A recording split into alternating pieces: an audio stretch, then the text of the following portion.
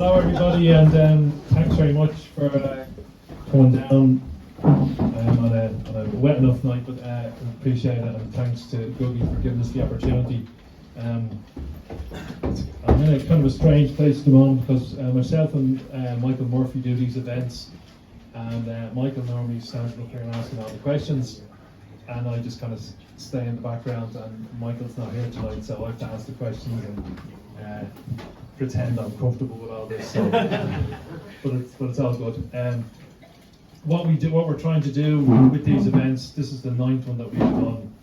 We're calling it document because what we're trying to do is document people's stories, coming directly from them rather than other people's interpretations of their stories. And so we're trying to just build up a catalogue of everyone's stories, and hopefully, people come along and it sparks something with them that they're interested in what other people have done, and it might inspire them to do something themselves, or it might just go, oh yeah, I have this information that maybe should stay somewhere rather than being thrown out into a skip or whatever, because in 10 years we may not remember a lot of the stories. So, but it's just to try and capture people's tales. We have some stuff, I have to say this kind of stuff, but again, Michael's the salesman, so the stuff over there that's for sale. Over the years, what we've done is we've asked people to write stories, and we've produced a few books, and all as benefits for different causes that meant something to the country at the time or to people. So one of them was a benefit for an NHS charities, another was Irish Red Cross. There's a fanzine there that we've just put out today. It's called Hope Issue 3, and again, it's a benefit for an organisation called Eveness, which is a domestic abuse support group in Dublin. So yeah, if you want to have a look and steal one or buy one, it's all good. So on the panel tonight, apologies, I'm reading it out to make sure I have everybody. We've got Ciara, Oisin, Brian, John and Gugai in the first panel. We're going to go for about 45 minutes. Alan's going to give me an eye on the time, hopefully, and then we have a quick changeover when we do a second panel. So what I want to do is just with people initially, if you don't mind, I want to try and get you to kind of go back to when you were starting to listen to music or starting to experience kind of creativity or art, and how you consumed it, how it came to you, and like, was it tapes or was it on how you found out about information, or how you found out about music beyond the thing that was in your hand. So do you mind if I start with you, Gugai, since you're over there?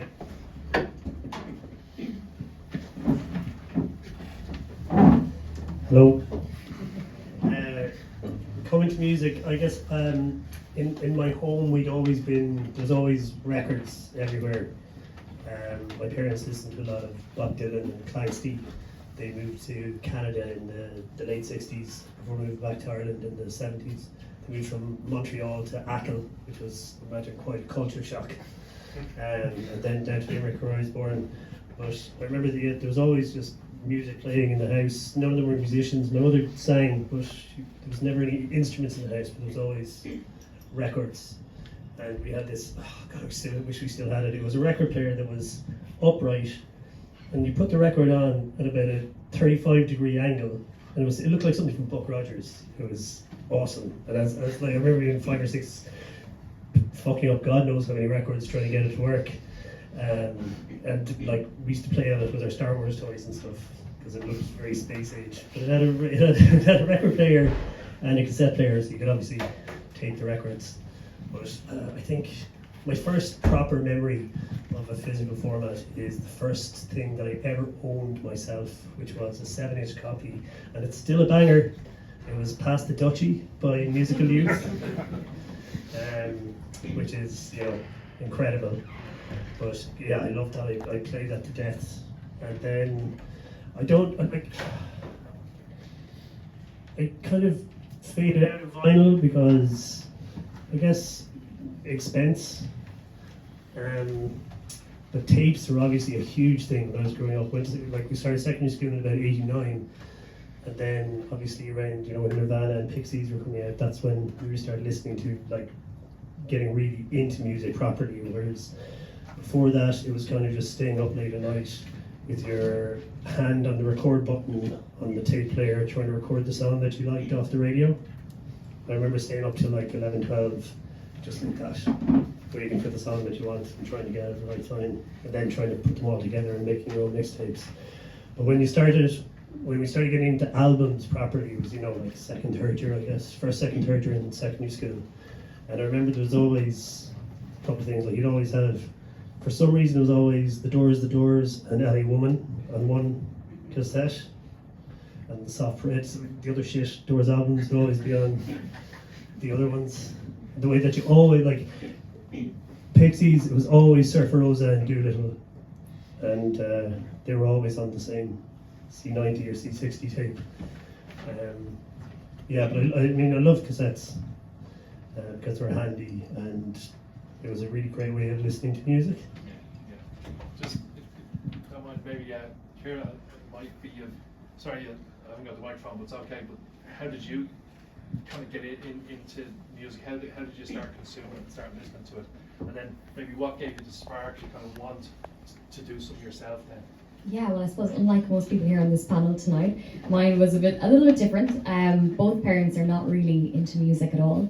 So my grandmother actually was the big inspiration in my life, and I would have spent every single summer growing up with her. She played in the Evoke Cayley band, so naturally enough she was tried teaching me accordion, piano, but we'd always watch the musicals. So we'd be watching My Fair Lady, The Sound of Music. So I got really big into musical theatre, listening to a lot of Judy Garland. And then later on, when I started taking lessons in classical and opera singing, I became obsessed by a lot of choral music. So look back 15th, 16th, 17th, 18th century, Thomas Tallis, all that kind of stuff. So my music kind of repertoire kind of started expanding then, and then listening to language. And when you listen to different languages and listen to vowel formation and stuff, so from the vocal lens side of things, I was listening to a lot of older music. It was funny when I was just looking at my Spotify Wrapped recently. I think I was like 55 years old on my Spotify Wrapped. But so a lot of my music kind of tastes kind of spanned from that. And then recently, like, and over the last few years and my teenage years, just like everyone else, listening to what everyone else is listening to and kind of combining that. But I still kind of find myself listening to a lot of like Van Morrison, Joni Mitchell, Kate Bush, a lot of the 80s amazing artists. There's just so much to kind of immerse yourself in. But yeah, I was very lucky to have that influence of my grandmother, because both parents are not really into music, but I think it drove me more to dig for a lot of music. And how are you finding the music? How did you get those songs? Was it all just through Spotify at that stage, or how did you get to hear these? So one thing I used to do was I used to beg my mother to bring me into the CD stores. So we still had them. It was around like kind of 2005 up to about 2009. I think was probably my core years of buying loads of CDs, and I still have them. So I'd mind them and have, the way you'd have the CD cases. And I'm still very fond of CDs today. I think if you really want to appreciate an album, buy a CD, put it in the car, and listen from start to finish in terms of quality and everything. Nowadays, everything is Spotify. YouTube as well, around 2011, 2012, I started becoming obsessed with music videos. I'm sure a lot of you would have watched a lot kind of growing up as well on YouTube. So that's right, the access point of where I was getting everything, whether it was going into CD stores. Vinyl wouldn't have really been a thing I would have kind of grown up with. Recently, though, I've started buying vinyl, and tapes would have just kind of faded roughly. So yeah. No, it's interesting, say for myself, because I still have my tape collection, and I never listen to it, but I look at it quite a bit. But it's I'd listen to Spotify, or now I don't so much because of what has happened recently. But that's how you consume music, whereas before it was that with the tape and that holding the record button. So I'm trying to figure it myself, and I don't know. But the answer to this is because we had to do that. Did that make us more interested in music? I don't know. What, John, would you have done that with the tapes? Do you think that would have given something that made music more important, or? Oh, I think so. Yeah, I think you had to hunt music down. It was kind of a safari in a way, Music for me would have been the radio, taping off the radio into really cheap quality, 3 for £1 Steiger cassettes that used to get chewed up. You could buy 2 C90s or 3 C60s for £1. And I used to buy the 3 C60s because of the risk analysis of one of them getting chewed up. I'd get away with a 66% success rate, you know. Pat James in Dublin on Radio Dublin was kind of the entry drug for me. And then I switched from him to John Peel and the Peel sessions and all that. And it was at 10 to 12 every night was done, you know, so it affected inter-cert, leaving cert. You know, you paid a price. Kept all those cassettes. I hated CDs, strangely. I found them cold. Records were always a bit expensive. Records at the time were about the same price as a gig, which would be about £5. I used to buy and commit to a particular artist, let's say. I first bought Elvis Costello. I said I'll buy all the stuff, which I stopped around about Get Happy, but I'd buy every single, every 12-inch. XTC were another one of these bands, but one of my handy distributing points was a guy called George Byrne, who was in a band at the time called Auto Bop, and wound up as a Evening Herald columnist, film critic. He used to work in a record shop that sold broken chocolate, stuff that fell on the floor of sweet factories, and you could buy like half dozen Kit Kats for 5p or something, or 10p. And in the back of that shop there was a record shop. It was called Hector Value on Camden Street, and I used to go in there and got talking to this guy, and we were talking about the Gang of Four, and you know, Talking Heads, Fear Music, and I got to the stage where I would bring him in a cassette. He would tape a record on either side of a C90 and give it back to me, and then I'd buy Drums and Wire by XTC or something like that. So great system. Yeah, good system. Yeah. Well, I had a tape, and on one side it was Burning Ambitions: A History of Punk, and on the other side it was Crossing the Red Sea with the Advert. So I think I was probably lucky that I had that education, because that tape was just there. They were, you know, just recorded albums.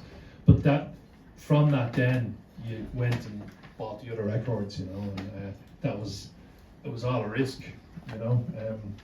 So Brian, I'll come back to you. Brian was in a band called the Gorehounds that I went to see a lot back in the 80s in Dublin. Very fucking early 80s. I felt bad saying it, all right. But yeah. But Brian, just before, say, you were playing in the Gorehounds, and we'll come to, you know, there'll be another round of those questions. Just before that, though, you know, what made you want, you know, when you started listening to music, how did you start listening to it, and what made you then want to take a step up beyond listening to it to actually, you know, sing in a band? That should work. You've got your own one. Yeah, it does. It's funny that John mentioned George Byrne there, because I knew him when he was John Byrne. I worked in an insurance company for 2 years, which I hated, and left him to join Base X. But I knew George, and I used to get an awful lot of tips about records off George. He knew an awful lot of stuff. He was an absolute encyclopedia, basically. And he put me on to, they were selling the Suicide album, the first Suicide album, for 99p in golden discs, so I got that.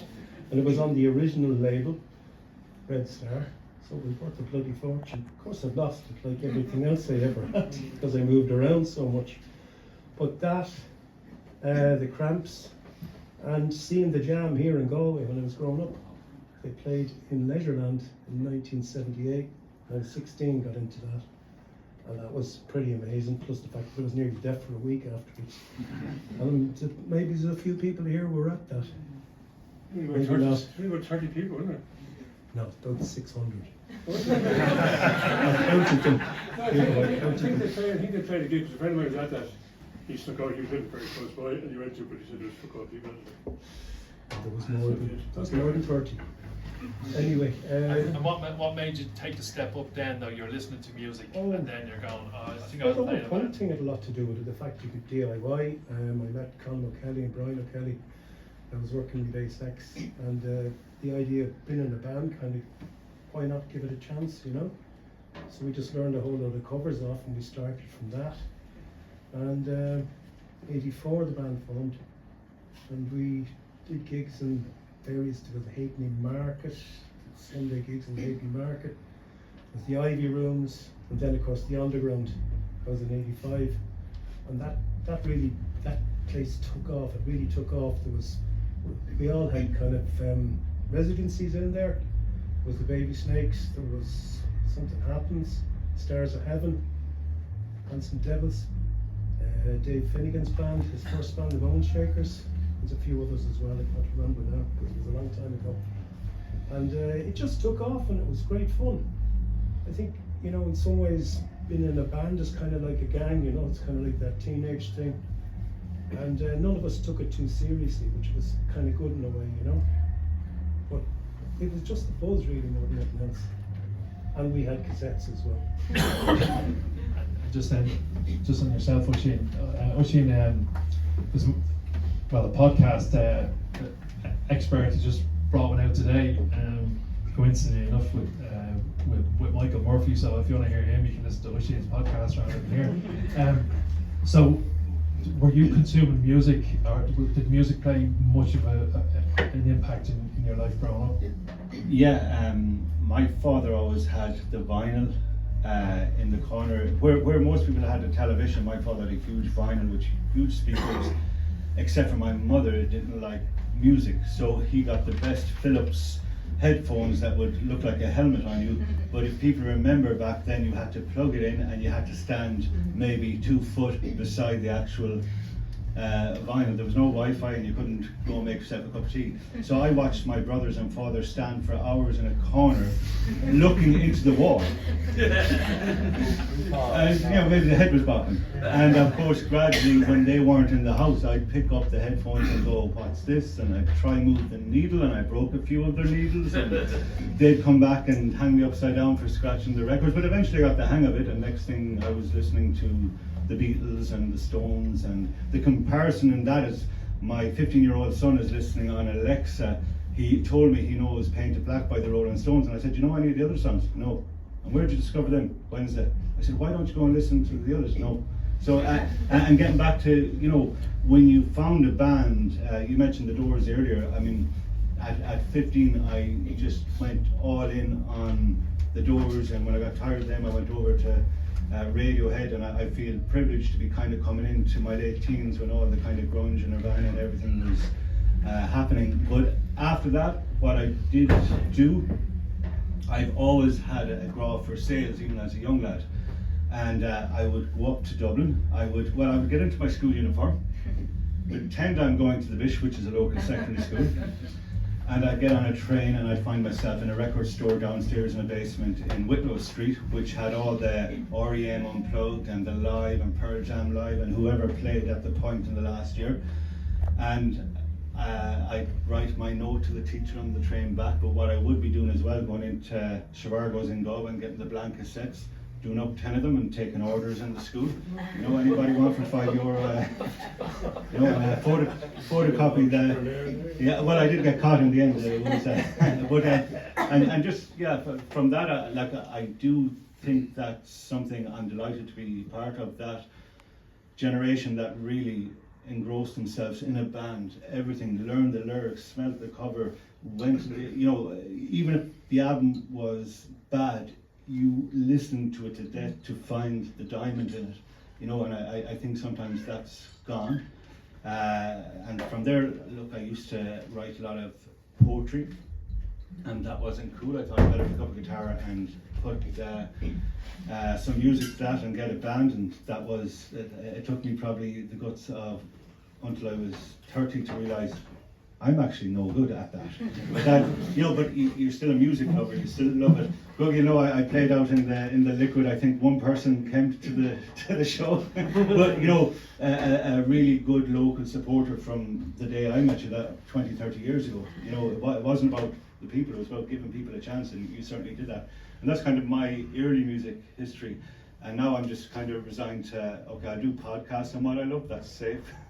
But and do you think, say you do a podcast, do you think people who do podcasts, and I don't mean this in any way of disrespecting what you'd be doing, but is that the same as people used to? Anyone could be in a band, anyone could do a podcast. Are we at, are we at that stage that people putting a podcast out is nearly the equivalent of people joining bands?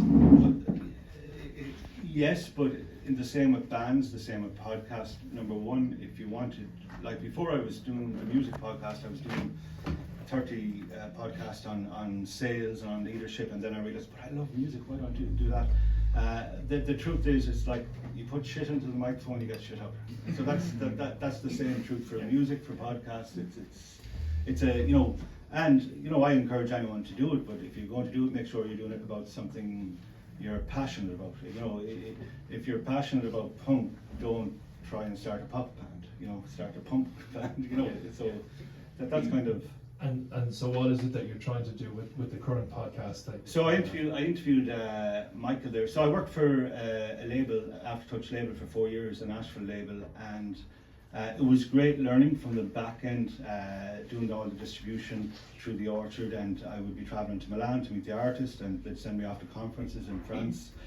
But it was disappointing because I did 24 releases on that, and I realised no one came back for a second and third. And what happened to all them bands that you expect to, you know, when you're watching these artists live on bread and butter, but they're doing brilliant music. And then I realised I can't do anything more for them, you know, from who I am and where I am. What can I do? And it wasn't an overnight idea, but I made a lot of contacts in that. So no more than Michael, and I thought, how do I connect artists like Ciara with people like Michael without, you know, one thing I did early, sorry to go back, probably the last gig I did in my band in my 20s was in Cuba, where a guy called David Austin came to see us. He was working with Sony at the time. He gave me an apprenticeship deal. I took it, it lasted a year, and I realised the best way to treat music is nearly like an apprenticeship, but just be aware you have to learn and get better, and you have to admit when you're not a good singer or when your drummer's not a good singer, and kind of work with what you have. So it's how can you give them tools to artists. We're in such an Instagram age where people can mime a song but can get up on stage, and what I want to do with that podcast, so I have about 10 recorded, about 5 up.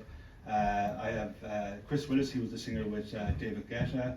I have Paul Charles, so Paul would have been agent for 30 years for Van Morrison and a lot of other people. He's the booker in Glastonbury. On Tuesday I interviewed Gary Willis, who's Tom Jones' musical director, and he's now being charged with looking after Bowie's anniversary year this year, so putting on bringing huge bands over to the O2 in London. So how do I get all these people and ask them for advice for the younger people starting off today, because it's not the same industry. But the funny thing is, a lot of the same rules apply. When I said to Gary, what advice do you have for young people who are trying to make it professionally? And his advice is skill up. He said the 3 ups: skill up, show up, and don't fuck up. And that doesn't mean, and a lot of it that's coming out in that is, a lot of people go, I want to make it, but that statement itself is very just up in the air. It's like, what make it in what? You know, do you want to be in the back or in the front, or do you want to be a roadie, or you know, you don't have to go for the whole pie. So I love learning, and I just want to kind of, I suppose, with the podcast, use that as a vehicle to give information to young artists. Very good, very good. And Ciara, you mentioned about your introduction to music and all the different bands that you were listening to through the CDs and then through playlists. Like, at what stage then did you kind of go, do you know, I think I could do this. I think I can put myself into a recording studio.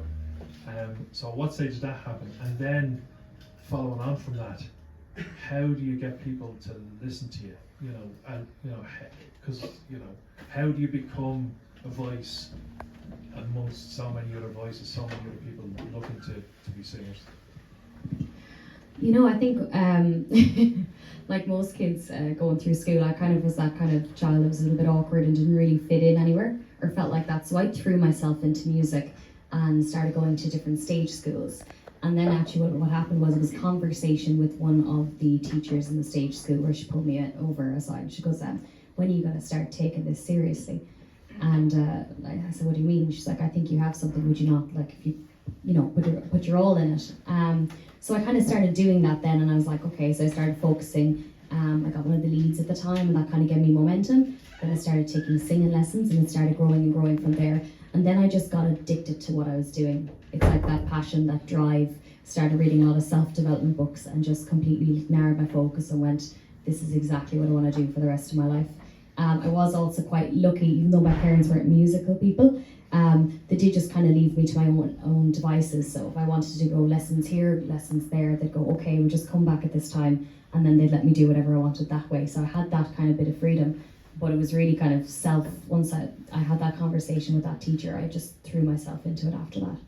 And amongst what's, you know, the seems to be like an unending supply of music now, how do you like find that you can be, how can you get people to listen to you is kind of what I'm trying to get at, or have you got a plan around that, or do you just kind of go, well, my talent will come through? I don't think you can get anyone to listen to you. I think the thing about it is people will listen to who they gravitate towards.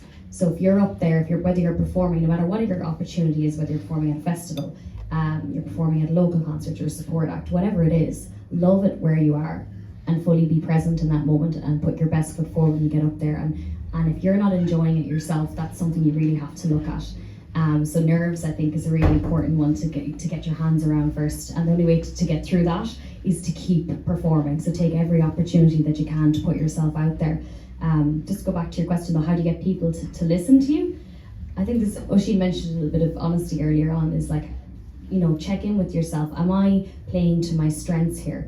If I'm not a great guitarist, am I backing, should I be backing myself on guitar? These are things I'm asking myself as well, with certain things that are my strengths and my weakness. So play to your strengths, keep upskilling on your weaknesses, and if you love what you're doing and you figured out your own niche of who you are, I think authenticity is such an important one to an artist. I know that word gets thrown around a lot, but it's like, do you love what you're doing? And if you're not fully invested in this identity that you've got going on, then I think you need to spend a bit more time sitting with yourself, because naturally enough, whatever you are going through internally, it's externally going to reflect on your work. So I think doing all the internal work first is really important. Okay. Thanks. And Gugai, if you don't mind, I'll move on to you. So you were listening to music. At some stage that made you want to be in a band. And then at some stage then you went, I'm going to put on gigs for other bands. It's hard enough to put on one for your own band. So what was that spark? Why did you want to play in a band, and then why did you want to do the gigs? I never wanted to play in a band. Actually, the closest I came to playing in a band was clarinet in the orchestra in school. I was drawn to the clarinet very early because I was very fond of Peter and the Wolf and the clarinet with the cat in it. So I was a very good clarinet player. The highlight of my clarinet playing career was during my graduation mass at the end of Ave Maria. I did do-do-do-do-do. It's a pity you didn't bring it tonight. I know, yeah. I wouldn't be able to put it off the same way. But for me, that was, I mean, where do you go from there? I think I've kind of reached the zenith of what I was going to achieve as a musician. Friends of mine in school were always in bands. I really enjoyed going to gigs and, you know, watching live music, listening to music. I never had any interest really in being in a band. I came to college in Galway, and I was kind of a little bit surprised by the sort of scene here because there wasn't that many gigs. There's like a lot of cover bands, not a lot of original things happening. And I mean, it was like when I started DJing, it was mainly because no one was playing the music that I wanted to listen to. And the same things would happen with gigs, that no one was putting on gigs that I wanted to go to. So you just got to do it yourself. The first gig I ran is because I was telling you this, that I was doing this thing for James Endicott, so this is kind of fresh in my memory. The first gig I did was a charity gig in my first December of college, and it was in the Keys. And it was the year before Tommy Tiernan won the Perrier, but he was still huge in Galway. So this was probably in '97, and I have no idea how he agreed to do the gig for me. But it was him and like 5 bands in the Keys, and I got the Heineken rep sponsored it. Like, gave me a couple of kegs, so they paid the rent of the venue, and the rest of them were just like a couple of vouchers for the acts. And I just, poor Tommy. I remember him coming into the room, and I walked over to him and said, "Hi, how are you doing?" I had no fucking idea what I was doing. And I gave him 2 Heineken vouchers. Thanks very much. And like, I knew it was a big deal, but I didn't really know how big a deal it was.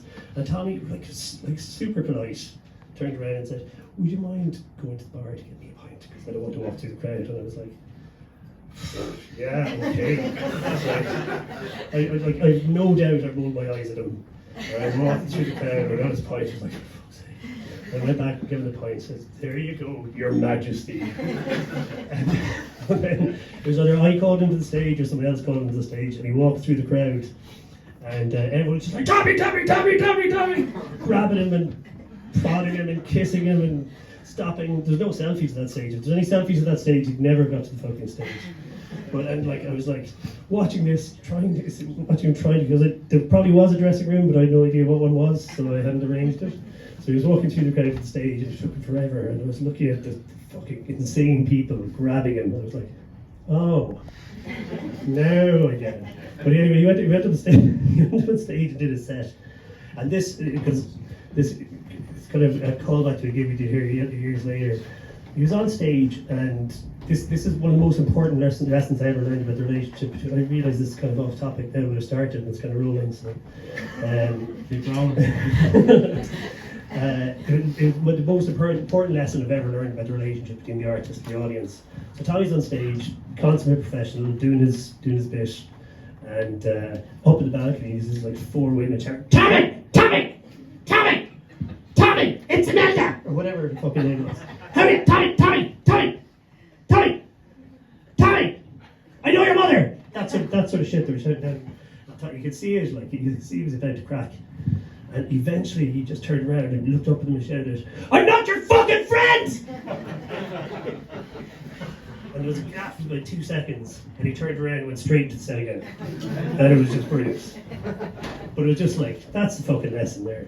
But I remember years later, it was someone like Mark Eitzel, or someone playing downstairs, and it was a really quiet gig.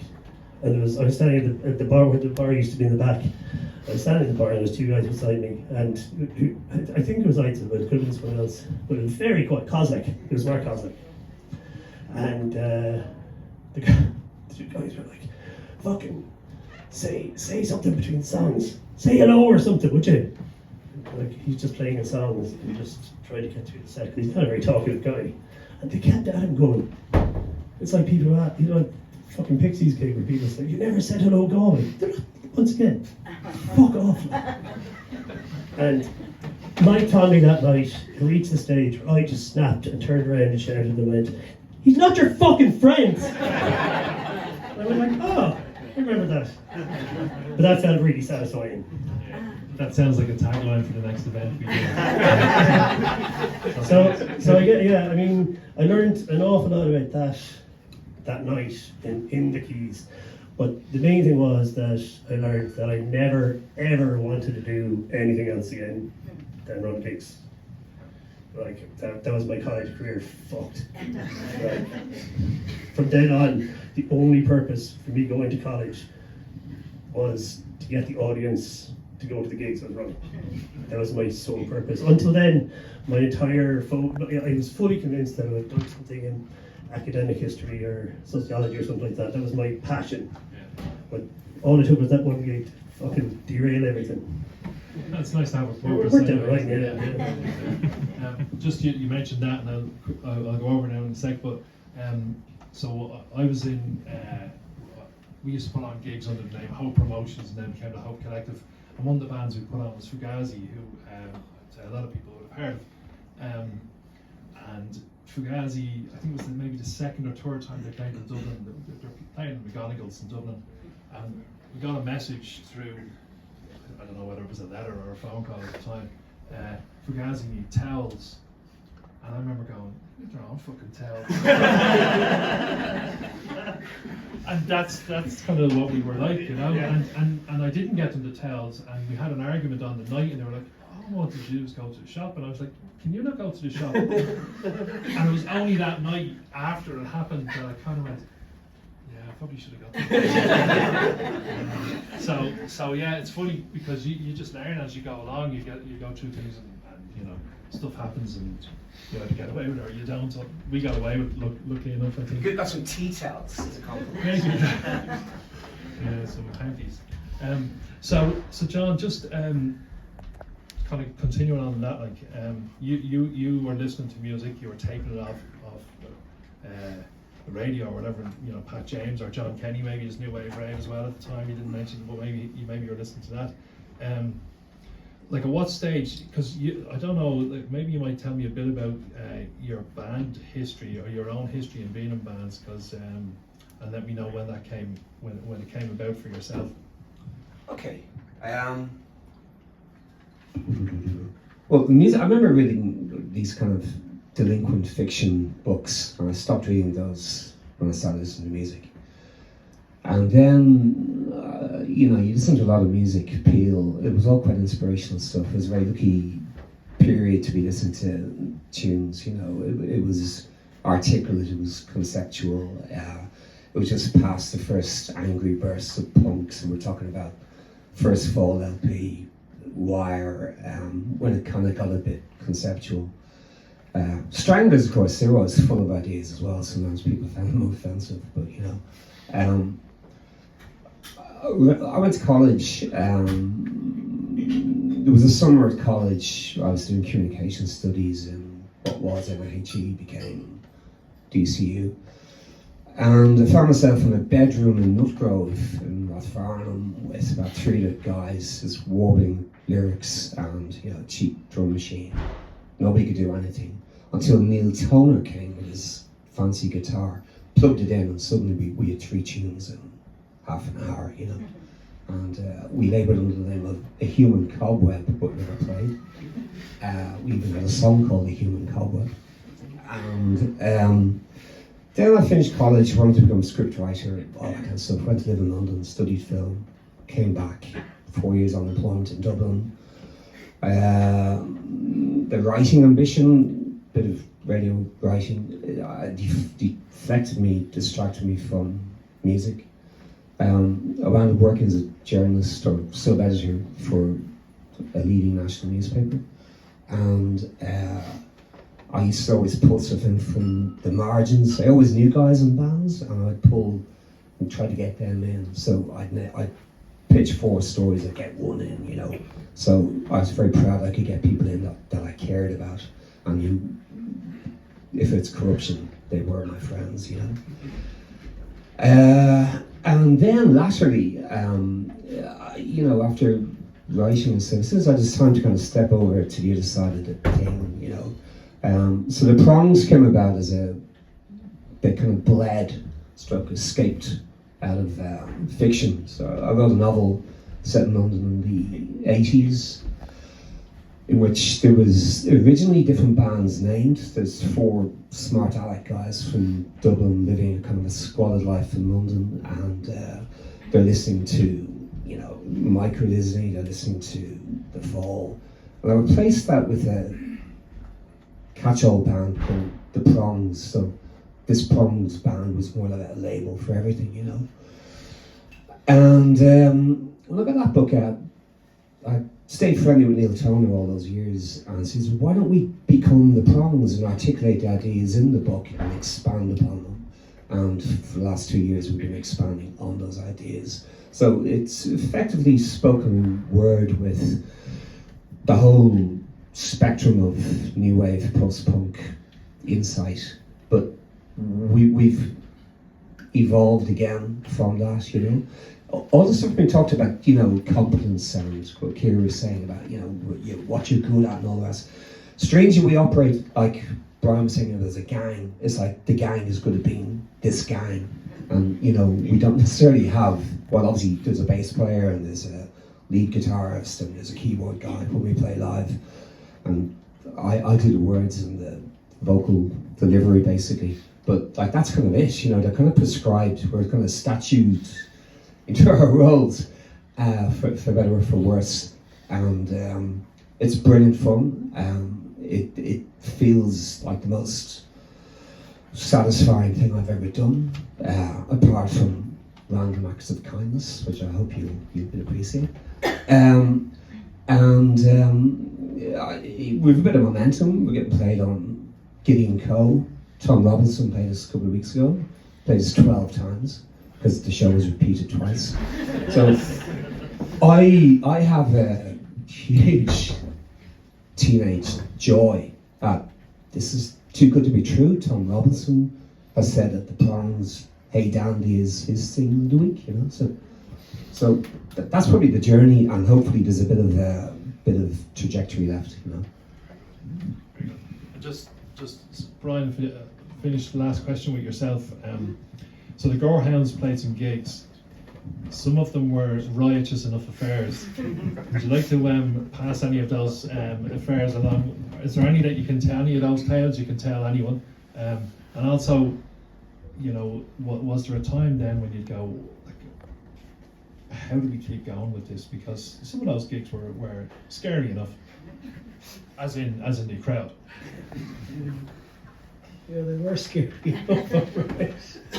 But I think we'd usually have a few drinks beforehand, loosen things up a bit, and then maybe they got a bit out of control on occasion. But mostly it was just boisterous. The whole punk thing was a bit like that anyway. And we always had an attitude of, if somebody throws a bottle, instead of getting all, who threw that, you know, a bit like John Cleese and like in The Life of Brian, you know, this type of thing. No, just keep fucking playing. And we did. And things would get boisterous. People would get up in the crowd, they'd start slam dancing and jumping off the stage and all the rest of it. But it just, because you kept going and you had this kind of I don't give a shit attitude, it got the crowd going too. And we played a lot of gigs around the country where it really, really worked. But quite often we didn't get asked back to those gigs because it scared the living daylights out of the guys who were running the gigs and that. But in Cork and Kilkenny and in Limerick it worked, so we used to go back there. We weren't really cool enough in Dublin after the first year or so things in Dublin were moving on. You kind of lasted 6 months, and if you weren't gathering momentum, it moved on to the next crowd. But yeah, there were a few funny gigs, all right. Like, I'm just thinking maybe the Hard-Ons or Celibate. Oh, the Hard-Ons. Well, the Hard-Ons, they were supposed to do a tour of Ireland. So there was a Dublin gig, a Galway gig, and a gig in Sligo. So the first gig was in Galway. That went okay. Paranoid Visions were on that as well. And some of the guys were staying in a local hotel. And funnily enough, for a punk band, it was a telly. Now a telly in those days was about the size of the size of the sound stick. It mysteriously disappeared out the window and smashed, which is kind of a very on-point rock thing. It's more like you'd associate with Led Zeppelin. So anyway, the guy who owned the hotel, he rang up the venue in Sligo. When we arrived up in Sligo, you're not playing. So we cajoled him and asked him, and we got to as far as a sound check, and then the crowd outside heard it wasn't happening. There was a big crowd, it was on at Strand Hill. So they went mad outside. The next thing, windows were getting put in, and the car was set on fire. And it got into local papers anyway. And so by the time we got up to Dublin, that gig went ahead. The Hard-Ons were absolutely horrified by all of this, and another band from England at the time were on the same label called The Stupids. Were supposed to play 2 or 3 weeks later, and they cancelled. So that's why The Stupids never played in Ireland.